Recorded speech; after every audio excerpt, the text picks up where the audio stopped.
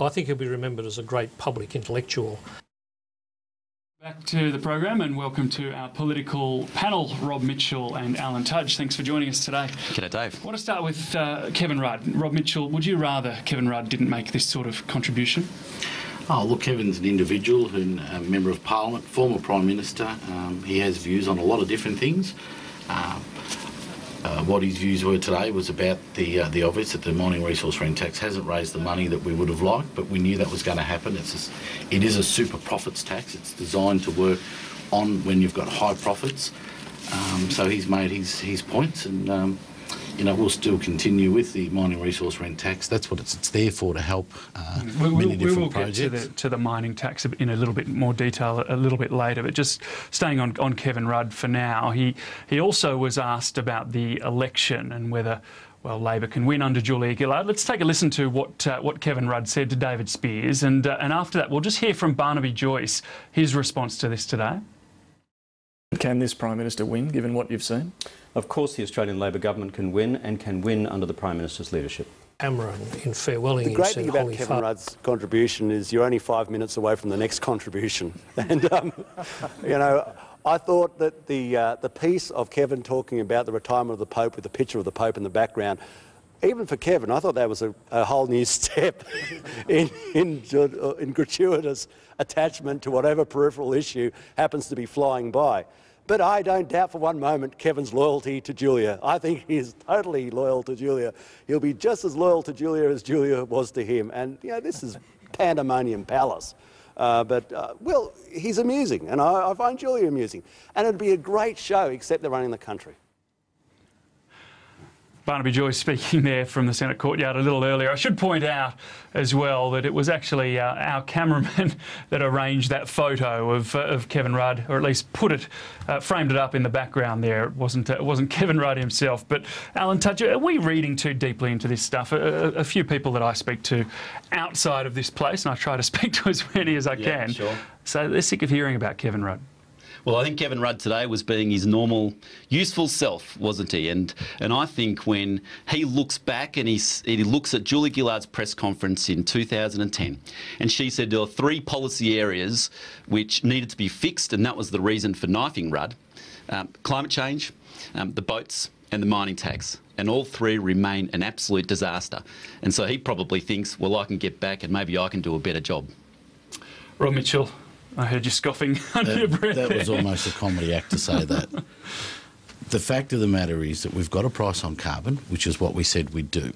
Despite the lie that comes from the opposition, but anyway, we've got the price on carbon. That's in place now.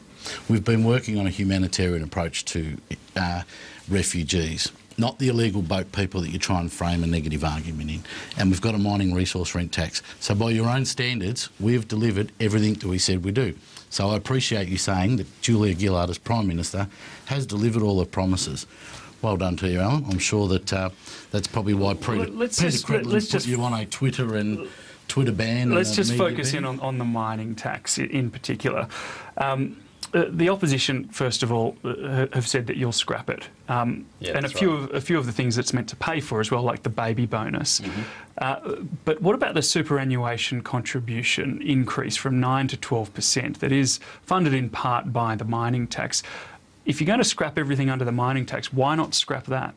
Well, the superannuation guarantee increase from 9 to 12, by and large, is funded by employers. Let's make no mistake about that. It'll be employers that will be paying for that, but not all of it. Now, we have said that we will honour the commitment to increase the superannuation guarantee from 9 to 12% over the next 6 years. That's a commitment which we will make going into the next election. In relation to the most of the commitments, though, which the government has made, all $15 billion against the mining tax, a lot of those we won't be able to continue on because there is no money attached to that. We know we have $147 billion of debt, and that needs to be repaid. We need to try to get the budget back into surplus before we can start to pay some add to that debt if you don't have the revenue from the mining tax? Won't that debt increase with these as I said, it's only a very small part in terms of compensation. Most of the cost of the increase in superannuation is paid for by employers and by employees themselves if they're foregoing a larger increase in their salary by having a larger increase in super. Rob Mitchell, $126 million so far from the mining tax. I know it's a profits-based tax, it's meant to go up and down, but the government has tied so much spending to such a volatile revenue stream. Is that a mistake? No, what it is you've got to look at, you can't look at each and every day and say, well, it's gone up, it's gone down, therefore it's a failure or it's a success.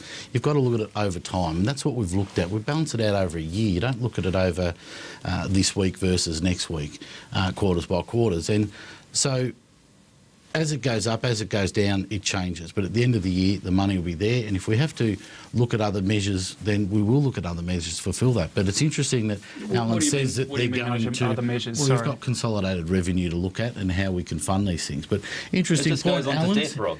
It just goes on to debt. It's $15 billion of commitments which you've made, which will go onto debt. The superannuation.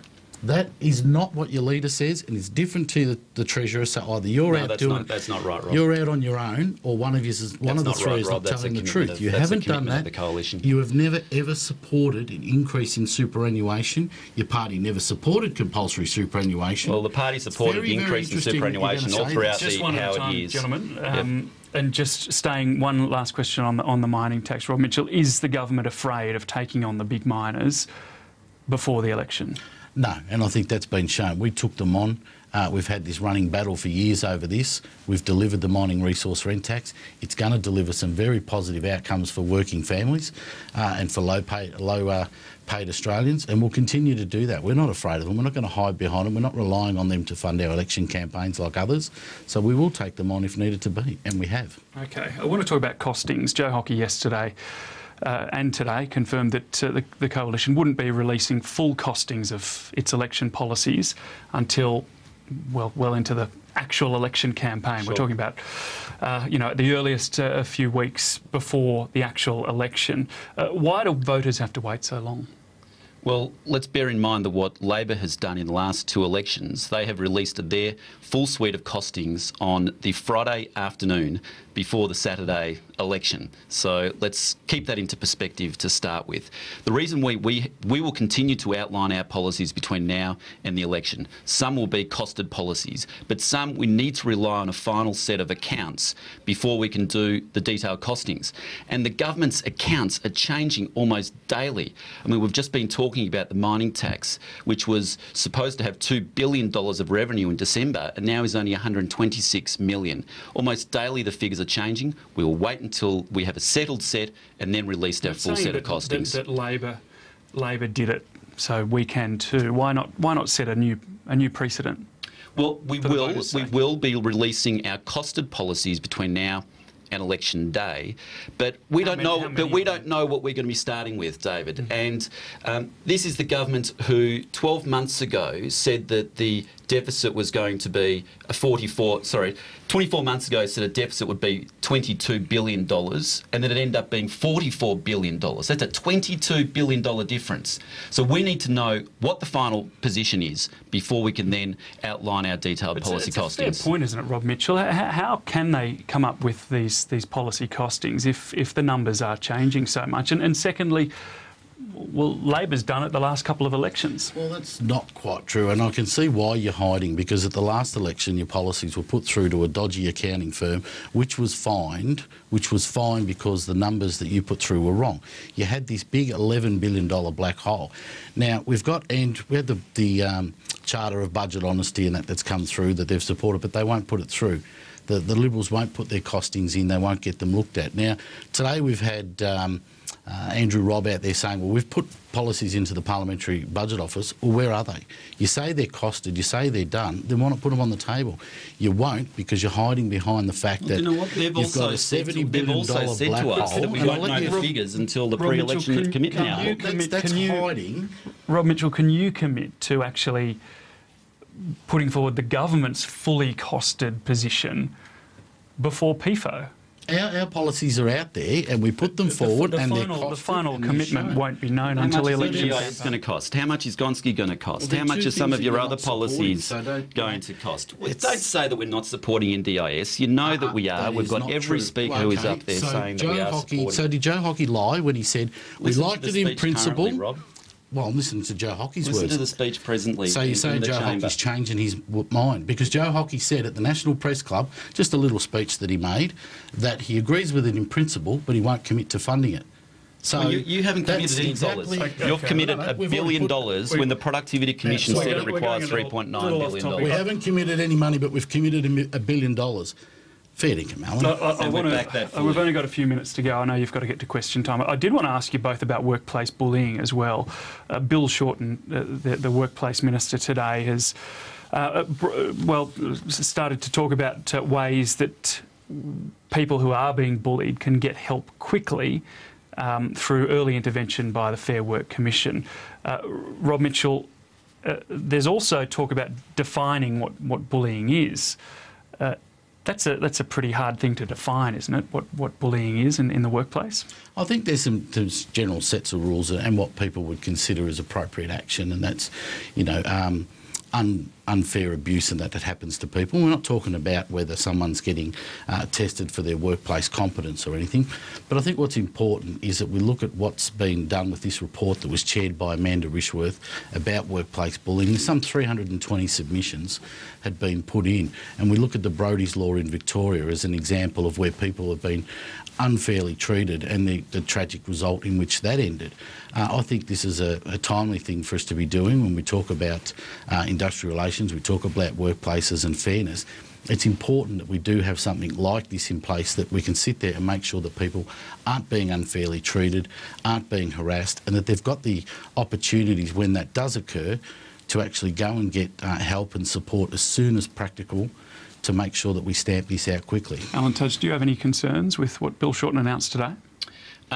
Bullying is absolutely a very serious issue and can have tragic consequences, but we do need to get it right if we're going to regulate in this space. Now, I was on the House of Reps inquiry, which Rob referred to, which is looking into this. And one of the things we do need to get right, and this should be the first thing done, is a common definition which everybody agrees to of what bullying is. Because one person's bullying can be another person's reasonable managerial practice. Now, there's a draft code in place to define this, but there's no agreement on it because it includes some words like if you give too much work to somebody or not enough work to somebody, it could be considered bullying. Or if you roll your eyes, it could be considered bullying, which is just plainly ridiculous. And then you may be up for, according to Bill Shorten today, a $33,000 penalty for such things. And the only other point I'd make is that it's while that may be an appropriate penalty, the penalty for a union leader for ripping off union funds is only $6,000. And we've been pushing to increase that, but with no help from the government. OK. We're out of time. Alan Tudge, Rob Mitchell, enjoy question time. Thanks for watching the program today. We will, of course, be back tomorrow at the same time for Lunchtime Agenda. David Spears, of course, is hosting PM Agenda this afternoon at 4 o'clock. You can see that full interview with Kevin Rudd. But for now, we're going to take you to the floor of the House.